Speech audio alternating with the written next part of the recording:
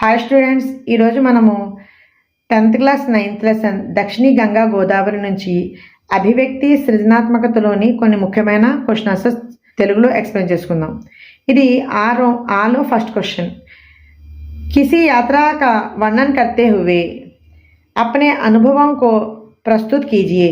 ఏదైనా ఒక యాత్రను వర్ణిస్తూ మీ యొక్క అనుభవాలను రాయండి అంటే తెలపండి అని క్వశ్చన్. దీనికి మీరు స్వతహాగా ఏదైనా మీ ఎక్స్పీరియన్స్ని రాసుకోవచ్చు. అయితే ఇప్పుడు మనం సెకండ్ క్వశ్చన్ నుంచి చదువుకుందాం. ఇది ఓన్గా రాసుకోవాలి కాబట్టి దీని యొక్క ఆన్సర్ నేను చెప్పట్లేదు. దీన్ని మీరు సింపుల్గా మీ పదాలలో రాసుకోవచ్చు. सेकंड क्वेश्चन, आंध्रा को अन्नपूर्णा एवं भारत का धान्यागार कहलाने में नदियों का योगदान व्यक्त कीजिए. ఆంధ్రప్రదేశ్నకు అన్నపూర్ణ మరియు భారత్ కా ధాన్యాగార్. అన్నపూర్ణ అంటే ధాన్యాన్ని అందించే దేవత. ఏవం మరియు భారత్ కా ధాన్యాగార్, ధాన్యాగారం అంటే స్టోర్ హౌస్. భారత్ కా ధాన్యాగార్, భారతదేశం యొక్క ధాన్యాగారము అనిపించుకోవడంలో నదుల యొక్క పాత్ర వ్యక్తం చేయండి. आंसर, गोदावरी कृष्णा नदियों को दक्षिण की गंगा भी कहते हैं. ये नदियाँ पवित्र ही नहीं बल्कि अन्नपूर्णा भी हैं. इन नदियों पर श्री राम सागर प्रोजेक्ट, धवलेश्वरम बैरेज, नागार्जुन सागर बांध, श्रीशैलम बांध, प्रकाशम बैरेज, जुराला बांध का निर्माण हुआ है.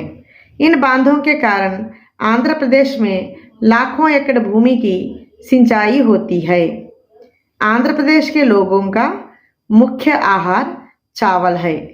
चावल अधिक पैदा होने के कारण आंध्र प्रदेश को भारत का धान्यागार कहते हैं. केवल चावल ही नहीं बल्कि कई दालों की फसलें तथा कई प्रकार के फलों की उत्पत्ति भी होती है. इसका मुख्य कारण यहाँ के खेतों को कृष्णा नदी का पानी मिल रहा है. गोदावरी कृष्णा नदियों को दक्षिण की गंगा भी कहते हैं. గోదావరి కృష్ణా నదులకు దక్షిణంలో ఉన్న గంగా అని పిలుస్తారు. ఏ Nadia Pavitra he Nahi బల్కి Annapurna Bhi high. ఈ నదులు పవిత్రమైనవే కాకుండా అన్నపూర్ణ కూడా. అన్నపూర్ణ అంటే గాడెస్ ఆఫ్ ఫుడ్ అంటే అన్న దేవత. ఈ నదియోं पर శ్రీరామ్ సాగర్ ప్రాజెక్ట్, ఈ నదుల మీద Sriram Sagar project, Dhavaleswaram barrage, Nagarjuna Sagar dam, Srisailam dam, Prakasam barrage, Jurala dam యొక్క నిర్మాణము జరిగింది. ఇన్ బాంధోం కే కారణ్, ఈ డ్యామ్స్ కారణంగా లేదా ఆనకట్టల కారణంగా ఆంధ్రప్రదేశ్ మే లాఖోं एकड़ భూమి की सिंचाई होती है. ఆంధ్రప్రదేశ్లో లక్షల ఎకరాల భూమి వ్యవసాయం జరుగుతుంది. ఆంధ్రప్రదేశ్కే లోగోం కా ముఖ్య ఆహార చావల్ హై. ఆంధ్రప్రదేశ్లోని ప్రజల యొక్క ముఖ్య ఆహారము బియ్యము అంటే ధాన్యము. చావల్ అధిక్ పైదా హోనేకే కారణ్, ఇక్కడ ధాన్యము ఎక్కువగా ఉత్పత్తి జరగడం వలన ఆంధ్రప్రదేశ్నకు భారత్ కా ధాన్యాగార్ కహతే హై. ఆంధ్రప్రదేశ్నకు భారతదేశం యొక్క ధాన్యాగారము అంటారు అంటే స్టోర్ హౌస్ అని అంటారు. కేవల్ చావల్ హీ నహీ, కేవలము రైసే కాకుండా అంటే ధాన్యమే కాకుండా బల్కి కై దాలోं की फसलें तथा कई प्रकार के फलों की उत्पत्ति भी होती है. ఇక్కడ కేవలం ధాన్యమే కాకుండా పప్పు ధాన్యాల యొక్క పంటలు మరియు అనేక రకాలైన పండ్లను కూడా ఉత్పత్తి చేస్తున్నారు అంటే వాటి ఉత్పత్తి జరుగుతుంది. इसका मुख्य कारण यहाँ के खेतों को कृष्णा नदी का पानी मिल रहा है. దీనికి గల ముఖ్య కారణము ఏంటంటే ఇక్కడ ఉన్న పంట పొలాలకు కృష్ణా నది యొక్క జలాలు లభిస్తున్నాయి అంటే అక్కడ కృష్ణా నది యొక్క నీరు లభిస్తుంది. గోదావరి కృష్ణా నదులను దక్షిణంలో గల గంగా అని పిలుస్తారు. ఈ నదులు పవిత్రమైనవే కాకుండా అన్నపూర్ణ కూడా. ఈ నదుల మీద శ్రీరామ్ సాగర్ ప్రాజెక్టు, ధవళేశ్వరం బ్యారేజ్, నాగార్జున సాగర్ ఆనకట్ట, శ్రీశైలం ఆనకట్ట, ప్రకాశం బ్యారేజ్, జురాలా డ్యామ్ యొక్క నిర్మాణం జరిగింది. ఈ డ్యామ్స్ కారణంగా ఆంధ్రప్రదేశ్లో లక్షల కొద్ది ఎకరాల భూమిగా వ్యవసాయం జరుగుతుంది. అంటే లక్షల కొద్ది ఎకరాలలో పంటలు పండించుకోగలుగుతున్నారు. ఆంధ్రప్రదేశ్లో ఉన్న ప్రజల యొక్క ముఖ్య ఆహారము బియ్యము లేదా ధాన్యము. ధాన్యము అధికంగా ఇక్కడ పండించడం వల్ల ఆంధ్రప్రదేశ్నకు భారతదేశం యొక్క ధాన్యాగారం అని పిలుస్తారు. కేవలం ఇక్కడ ధాన్యమే కాకుండా అనేక రకాలైన పప్పు ధాన్యాలు మరియు అనేక రకాలైన పండ్లను కూడా ఉత్పత్తి చేస్తున్నారు. దీని యొక్క ముఖ్య కారణము ఇక్కడున్న పంట పొలాలకు కృష్ణా నది యొక్క నీరు లభిస్తుంది. बढ़िया. फर्स्ट क्वेश्चन, चेन्नई से राजमहेंद्री जाते समय लेखक की भावनाएं कैसी थी? చెన్నై నుంచి రాజమండ్రి వెళ్తున్నప్పుడు లేఖక్ యొక్క ఎక్స్పీరియన్స్ ఎలా ఉంది అని క్వశ్చన్. లేదా गोदावरी नदी की विशेषताओं के बारे में लेखक का अभिप्राय क्या था? గోదావరి నది యొక్క ప్రత్యేకతలను గురించి లేఖకుడి యొక్క అభిప్రాయం ఏంటి? या లేదా लेखक ने अपने यात्रा वृत्तांत में गोदावरी नदी के प्रति कैसी भावनाएं व्यक्त की? లేఖకుడు తన యాత్రా వృత్తాంతంలో గోదావరి నది యందు అతని యొక్క భావాలు వ్యక్తం చేయండి. అంటే అతను గోదావరి నది గురించి అనుభవించిన భావాలను వ్యక్తపరచండి అని క్వశ్చన్. ఈ విధంగా 3 టైప్స్ ఆఫ్ క్వశ్చన్స్ అడుగుతారు. చెన్నై సే రాజమండ్రి జాతే సమయ, చెన్నై నుండి రాజమండ్రి వెళ్తున్న సమయంలో లేఖక్ की भावनाएं इस प्रकार थी, లేఖకుని యొక్క భావాలు ఈ విధంగా ఉన్నాయి. బెజవాడే సే ఆగే సూర్యోదయ హువా, బెజవాడ దాటిన తర్వాత సూర్యోదయం అయ్యింది. బర్సాత్ కే దిన్ కే కారణ్, వర్షాకాలం కావడం వల్ల జహా జహా వివిధ ఛటా వాली హరియాలి ఫైలి థీ, ఆ సరౌండింగ్స్లో వివిధ రకాలైన అందంగా కనిపించే గ్రీనరీ స్ప్రెడ్ అయ్యింది, అంటే వ్యాపించి ఉంది. यह सब देखकर लेखक को बहुत आनंद हो रहा था, ఇవన్నీ చూసి లేఖకునికి చాలా ఆనందం వేసింది. ఇదంతా చూసి లేఖకుడు చాలా ఆనందించాడు. इनमें रंग बिरंगे बादलों वाला आसमान नहाने के लिए उतरता हुआ दिखाई पड़ता और इससे पानी की गहराई और भी अथाह हो जाती. पूर्व की तरफ అంటే ఈస్ట్ వైపున एक नहर रेल की पटरी के किनारों पर बह रही थी, చిన్న కాలువ లాంటి నీటి ప్రవాహము రైల్వే ట్రాక్ పక్క నుంచి ప్రవహిస్తుంది. బీచ్ బీచ్ మే छोटे छोटे तालाब भी मिलते हैं, మధ్య మధ్యలో చిన్న చిన్న పాండ్స్ అంటే చెరువులు కూడా కనిపిస్తున్నాయి. इनमें रंग बिरंगे बादलों वाला आसमान नहाने के लिए उतरता हुआ दिखाई पड़ता, వీటిలో రంగురంగుల మబ్బులతో ఉన్న ఆకాశము స్నానం చేయడానికి కిందకి దిగుతున్నట్టుగా కనిపిస్తుంది. और మరియు इससे पानी की गहराई और भी अथाह हो जाती है, దీనివల్ల నీటి యొక్క లోతు ఇంకా లోతుగా కనిపిస్తుంది. कहीं कहीं चंचल कमलों के बीच खामोश खड़े हुए बगलों को देखकर, అక్కడక్కడ చంచలమైన కలువ పువ్వుల మధ్యలో ప్రశాంతంగా నించొని ఉన్న కొంగలను చూసి వారుజామున వీచే చల్లటి గాలులకు అభినందించాలి అని మనసు ఎగురుతుంది, అని మనసు ఉత్సాహపడుతుంది.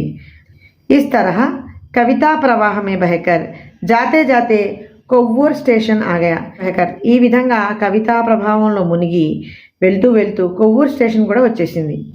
లేఖక్ కే मन में यह उमंग भरी थी कि अब गोदावरी माता का भी दर्शन होगा, లేఖకుని మనసులో ఒకటి ఆనందం అనేది నిండి ఉంది. అదేంటంటే గోదావరి నది యొక్క దర్శనాలు కూడా ఇప్పుడు చేసుకోవచ్చు. నెక్స్ట్ దీనికి కంటిన్యూషన్. పుల్ పర్ గుజరతే समय लेखक ने गोदावरी माता को देखकर इस प्रकार कहा कि రాజమహేంద్రి के आगे గోదావరి की शान शौकत निराली ही है. బ్రిడ్జ్ మీద నుంచి వెళ్తూ ఉండగా అంటే వంతెన మీద నుంచి వెళ్తున్న సమయంలో లేఖకనే గోదావరి మాతాకు దేక్కర్ ఇస్ ప్రకార్ కహా కి, గోదావరి తల్లిని చూస్తూ ఈ విధంగా చెప్పాడు.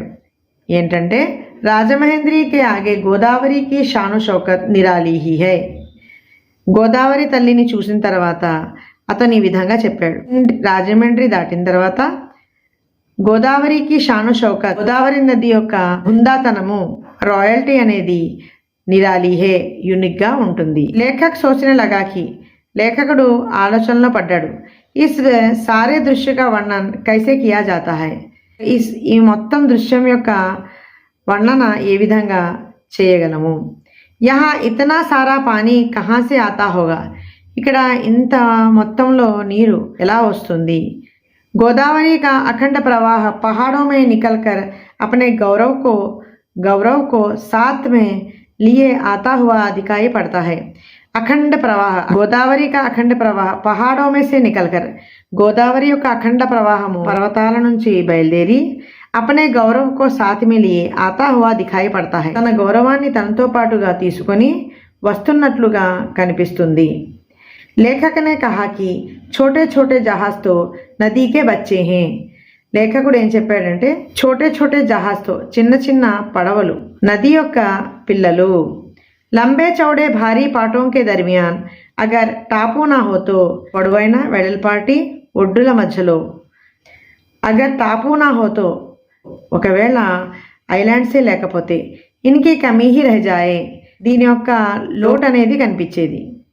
గోదావరికి టాపు ప్రసిద్ధే, గోదావరి యొక్క ద్వీపాలు ప్రసిద్ధమైనవి అంటే ఐలాండ్స్ ప్రసిద్ధమైనవి. అంతమే గోదావరి మాతా కా महत्व बताते हुए कहा कि तेरे पानी की एक बूंद का सेवन भी व्यर्थ नहीं जाता. అంతమే చివర్లో గోదావరి యొక్క గొప్పతనాన్ని తెలియజేస్తూ కహాకి చెప్పాను ఏంటంటే తేరే పానీకి ఏక బూందుకా సేవన్ బి, ఒక నీటి బొట్టు యొక్క సేవనం అనేది వ్యర్థంగా పోదు. సెకండ్ క్వశ్చన్, లేఖక్ నే గోదావరి కో మాతా కి సంజ్ఞా క్యూ दी होगी, లేఖకుడు అంటే రచయిత గోదావరి నదికి మాత అంటే గోదావరి మాత అని పేరు ఎందుకు ఇవ్వడం జరిగింది. या లేదా कालेलकर जी ने क्यों गोदावरी को पावन और पवित्र माना होगा, కాలేల్కర్ గోదావరిని పావనమైనది మరియు పవిత్రమైనది అని ఎందుకు అనుకున్నారు. या లేదా గోదావరి నది కా వర్ణన్ అప్నే శబ్దో మే కీజియే, గోదావరి నది యొక్క వర్ణన మీ పదాలలో రాయండి. లేదా లేఖక్ నే గోదావరి కి షాన్ షౌకత్ కే బారే మే క్యా కహా, లేఖకుడు గోదావరి నది యొక్క టీవీ దర్పం గురించి అంటే దాని రాయల్టీ గురించి ఏమి చెప్పెను. లేదా గోదావరి కో ధీర్ గంభీర్ మాతా కి సంజ్ఞా క్యూ दी होगी, గోదావరి నదిని ధీరమైన ధైర్యమైన గంభీరమైన మాతగా ఎందుకు పేరు ఇవ్వడం జరిగింది. ఈ 5 ప్రశ్నలకు కూడా ఒకే జవాబు రాయొచ్చు. ఆన్సర్, गोदावरी नदी धीर गंभीर माता और पूर्वजों की अधिष्ठात्री देवी मानी जाती है. इसके जल में अमोघ शक्ति है. इसके तट पर अनेक शूरवीरों, तत्वज्ञानियों, साधु संतों, राजनीतिज्ञों और ईश्वर भक्तों ने जन्म लिया.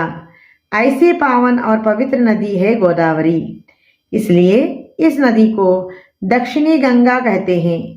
इतनी विशिष्टता इस नदी में होने के कारण लेखक ने ऐसा कहा होगा.